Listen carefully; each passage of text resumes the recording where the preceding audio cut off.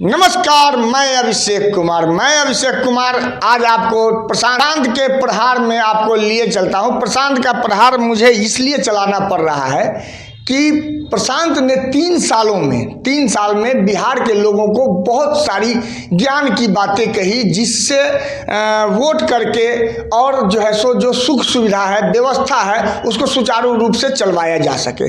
जैसे कि नेताओं को कैसे नेताओं को वोट देना चाहिए, कैसे नेताओं को नहीं देना चाहिए, किस बात के लिए वोट देना चाहिए, किस बात के लिए सपोर्ट देना चाहिए, जात पात मुर्गा भात 500 रुपया और खम्मा या पाउच पर वोट क्यों नहीं करना चाहिए, ये सारी चीज़ें बताई हैं। उनमें से एक चीज़ ये है कि स्किल्ड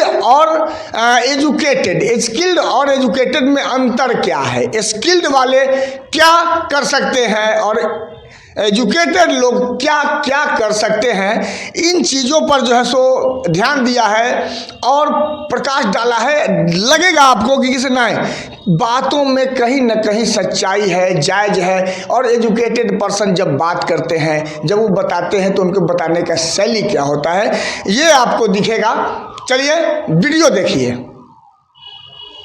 किसी ने पूछा स्किल्ड कीजिएगा कि एजुकेटेड कीजिएगा। ये नया सवाल पहली बार हमने सुना है, इसलिए पहले इनका उत्तर दे देते हैं। स्किल्ड और एजुकेटेड में भैया हम तो लोगों को एजुकेटेड ही करना चाहते हैं। आप लोग ये बात समझिए, स्किल्ड को अगर आप डिफाइन करेंगे तो ब्लू कॉलर जॉब है, मतलब फैक्ट्रियों में जो लोग काम करते हैं, मैन्युफैक्चरिंग में जो काम करते हैं, उसको आप स्किल्ड कह सकते हैं। एकदम टेक्निकली सही डेफिनेशन नहीं है, लेकिन समझने के लिए आपको बता रहे हैं। और एजुकेटेड जो लोग हैं उनको व्हाइट कॉलर जॉब है। अगर आप सॉफ्टवेयर इंजीनियर हैं, आप एजुकेटेड हैं, स्किल्ड नहीं है, एजुकेटेड हैं, आपने सॉफ्टवेयर की ट्रेनिंग ली है, तो आप व्हाइट कॉलर जॉब कर सकते हैं। लेकिन अगर आप प्लम्बर हैं, आप स्किल्ड हैं, तो आपको प्लम्बिंग का काम मिलेगा।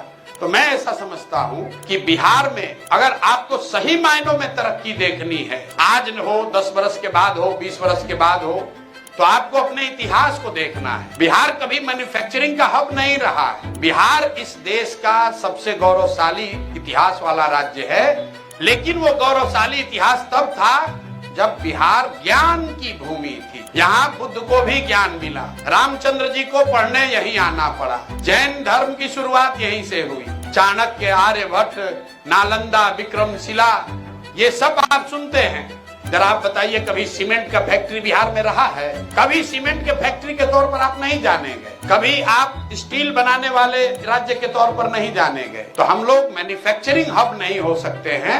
अब इसका सीधा मतलब कोई निकाल लेगा तो आर्थिक इंडस्ट्री नहीं चाहिए, वो बात नहीं है। यहाँ पर ज्ञान की ही पूजा की गई है और बिहार ज्ञान के जरिए, सरस्वती के जरिए, पढ़ाई के जरिए ही ऊपर जा सकता है। अगर हर गाँव में अच्छा स्कूल हो, हर जिले में, हर प्रखंड में बीएड कॉलेज हो, नर्सिंग कॉलेज हो, उससे हम लोग ऊपर जा सकते हैं। सीमेंट और छड़ बनाने वाली फैक्ट्री बनाकर बिहार की तरक्की बहुत ज्यादा नहीं हो सकती है।